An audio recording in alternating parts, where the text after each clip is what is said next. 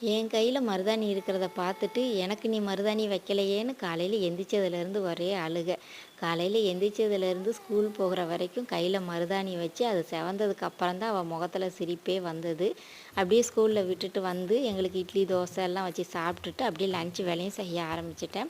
பாப்பாவுக்கு சாம்பார் சாதமும், ஒரு முட்டையும் பேக் பண்ணி குடுத்துட்டு, அவரைக்காய் பொரியலுக்காக வெங்காயம், பச்சை மிளகாய், கருவேப்பிலை, ஜீரகம்லாம் தாளிச்சுட்டு, அவரைக்காவ சேர்த்து நல்லா வதக்கிட்டு, வெந்ததுக்கு அப்புறமா உப்பு, தேங்காயும், மஞ்சளும் லைட்டா அரைச்சி சேர்த்து நல்லா மிக்ஸ் பண்ணி இறக்கிரணும்.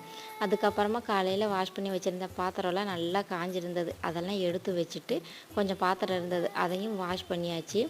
நேற்று ஈவினிங் வாஷ் பண்ணி போட்ட துணியெல்லாம் நல்ல வெயிலுக்கு சூப்பராக காஞ்சி வந்துருச்சு. அதையுமே எடுத்து மடித்து வச்சுட்டு, தேய்க்க வேண்டிய துணியை தேய்க்கிறதுக்கும் வச்சாச்சு.